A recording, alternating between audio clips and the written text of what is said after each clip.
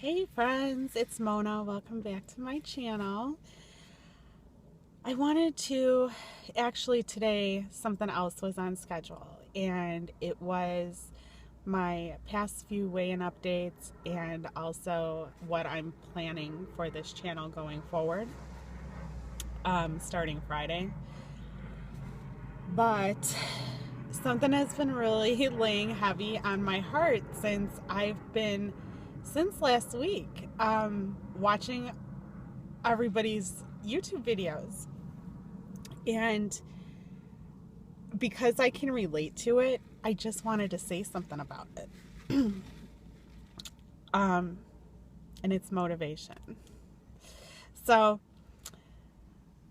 when I decided to start doing the YouTube videos, the reason I had started doing it was for motivation and accountability. I had figured, okay, if I make these videos, then you guys are holding me accountable for what I'm eating, because I'm not going to film what I'm eating crappy.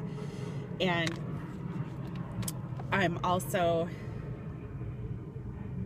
motivated to do well because of these videos. So I notice that myself, what is this? I was looking for this earlier. It's my little hair clippy thingy. Do you guys do that? Do you clip your hair accessories onto your shirt?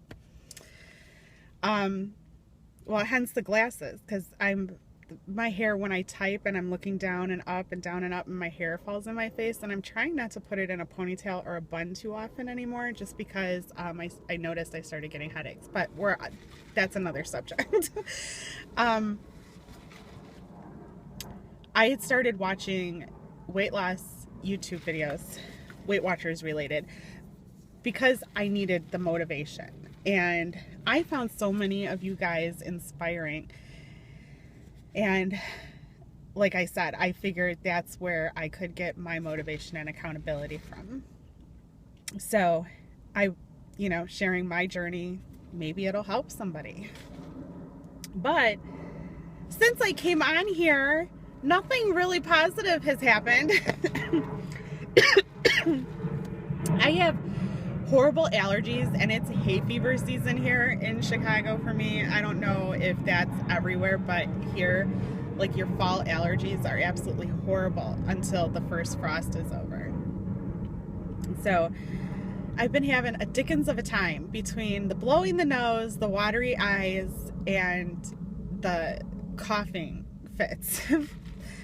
But pretty soon it's gonna frost. Pretty soon it's gonna frost, and then then I'll be normal again, and I can smell again. So I keep going off. I keep going off. Like, I rehearse this stuff, you guys. Like, I rehearse before I even press that button. I rehearse, and then it all goes. So, okay, so I've been watching like Susanna from Found in Alaska, Jen from Jen's Weight Loss, Jess from Weight Watchers Journey to Healthy, Weight Watchers with Jessie, and everybody is having that motivation problem.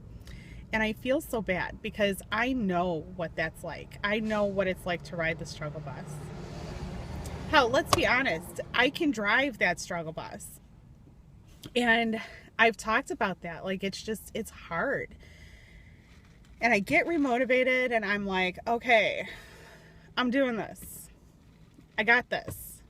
And then something happens. And for me, the past 2 months has been ridiculous. Just one thing after another.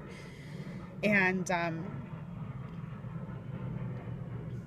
so what had happened first was, and I talked about my anxiety, because I have panic disorder, and it's debilitating.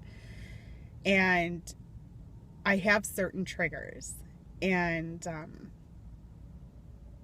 I think they're weight loss related, my triggers, actually, but another time. When I figure that out, I'll share it with you. But so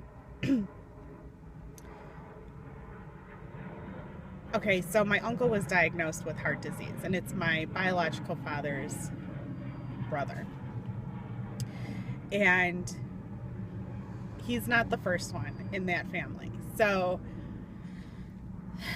again, the panic set in, the anxiety set in, worry, and then he went in to have stents put in.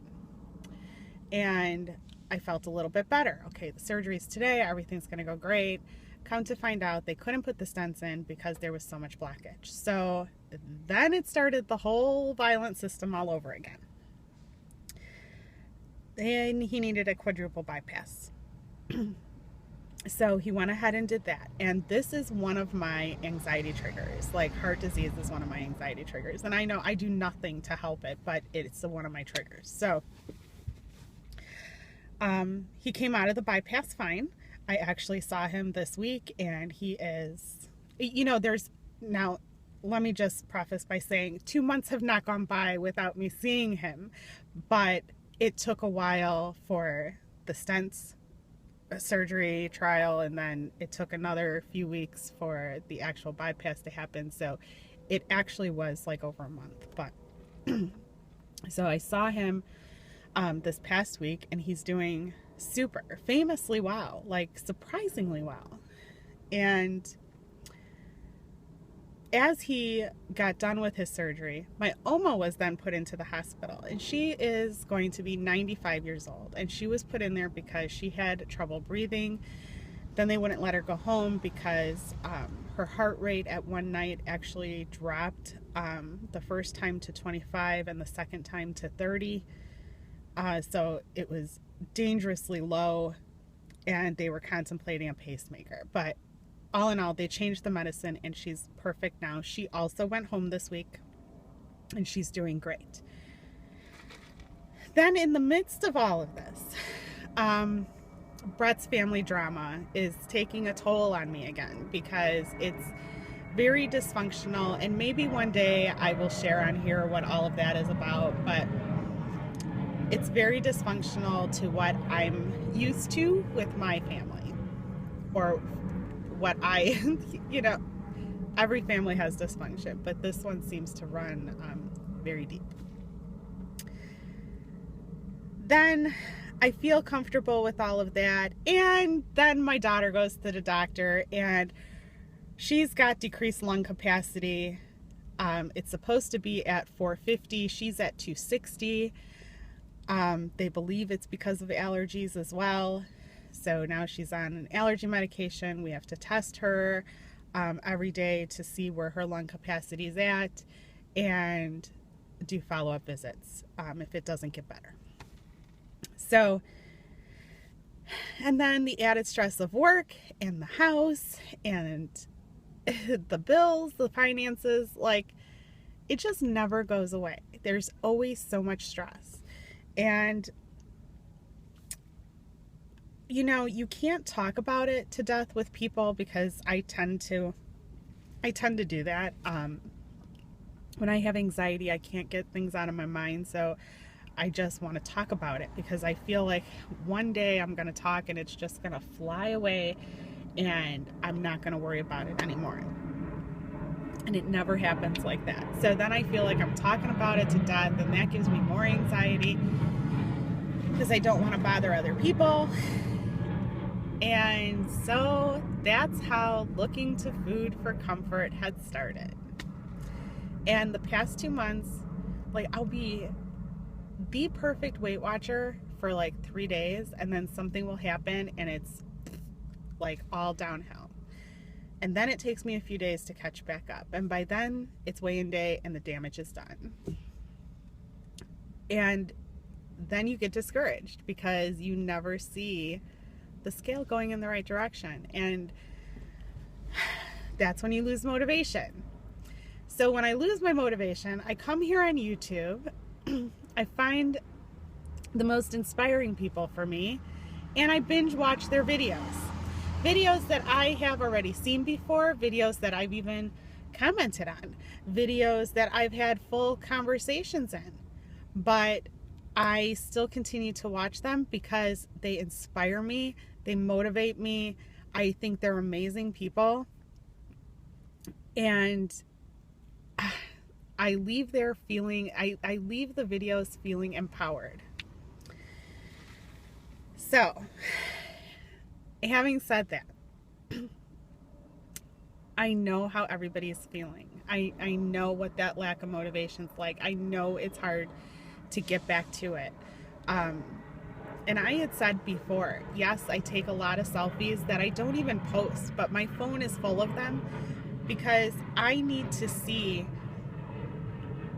how far my progress has come. So I want to see my before and after pictures. And when I'm feeling bad about myself, because I have also a tendency to bully myself and to talk bad about myself to myself. And I can get really, really nasty. So nasty. Like, I don't talk to other people like that, but I talk to myself like that, and it bothers me. And I'm trying to break. That's also part of this journey, is breaking that habit. So when I leave empowered, but then I don't have a plan. So then I start the next meal or the next day with no plan, and then that empowered feeling starts to go away, and then the binge eating starts again. And it's a problem. Unsweetened iced tea, just so you know. But I like the styrofoam cup because it doesn't let the ice melt so quickly. So I know how everybody's feeling. Sorry, you guys, I ended up getting a phone call. But I was saying, I know how everybody's feeling because I'm right there alongside beside you.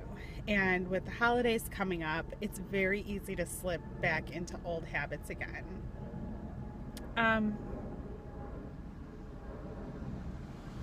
So I want to challenge all of you for motivation to continue doing what you're doing. Whatever program you're following, follow it. If you're food journal for a while and see what your triggers are. And come on here and tell me how you're doing. If you need anything, comment below. I would be more than willing to help you if I can, to be motivated, to stay motivated, because we all need that help and that encouragement. And this week, I had just made a promise to myself, and I challenged myself that I needed to come first.